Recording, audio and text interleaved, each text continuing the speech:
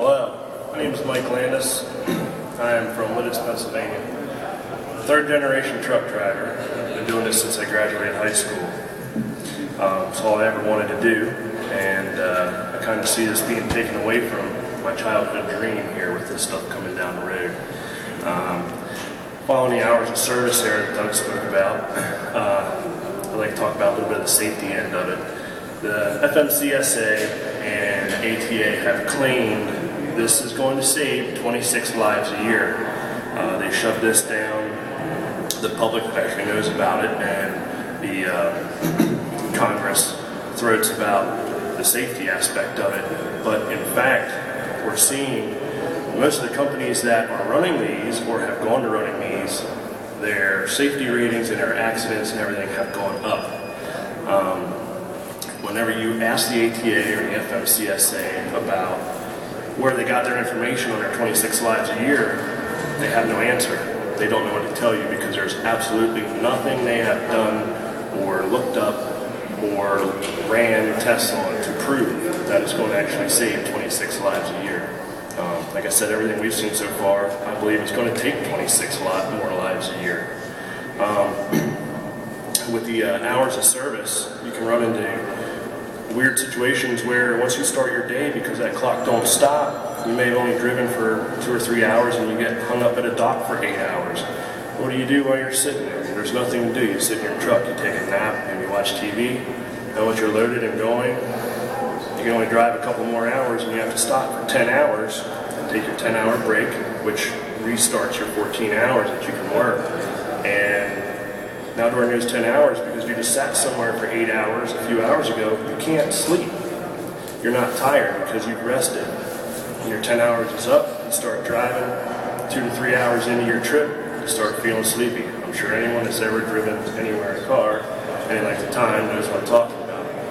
Well, these things are satellite tracked with GPS. They're plugged into the computers that run every instrument in the truck, including the motor, the braking system, the instrument panel, everything. These companies know where you're at, how fast you're going, which direction you're going, how hard you're on the throttle, how hard you're on the brakes. If you feel tired and you need to pull over, a lot of these companies will call because they can see you stop and they want to know why you stop. You tell them, well, I need to take a nap, I'm feeling a little tired. Well, no, according to the rules, you're legal. You need to get in that truck and drive or else you don't have a job. Logs were originally, and hours of service were originally brought on to keep coercion of drivers down, so people could not push drivers into running more than they felt comfortable doing. And it's almost like with this, they've reversed the system because on paper, no one can see where you were. No one can see how many hours you worked that day or when you slept or how long you slept or if you're good to go. As long as you got from point A to point B was all that mattered. Now, they can see all that. So instead of letting a driver safely do what they need to do to get the job done, they can call them because they see they're not moving and they see they're stopped and basically threaten their job, which you're not supposed to do, but it happens every day. I hear about it all the time. To me, that's not safer. Also, with, like I said, it's GPS tracked, satellite tracked, and it's plugged into the computer in the truck that runs the entire system of the truck. It can be hacked. University of Michigan's already done it last year. They hacked into one, they got into the computer of the truck through the ELD, and they altered the braking system.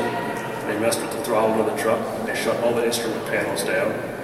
Do you want a loaded gas tanker sitting at an intersection with a school bus of kids across the street and someone decides that they're going to hack into it and hammer his throttle and he gets through the intersection and gets T-boned? I don't really want to see that. I don't want to be the guy driving the truck when it happens either.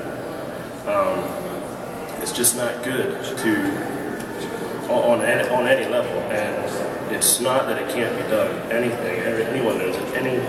Any computerized Wi-Fi ran, satellite ran thing can be hacked by anybody. They claim it can't, but it can. And you don't want a guy also rushing through his day. He's got that clock staring him in the face all day long.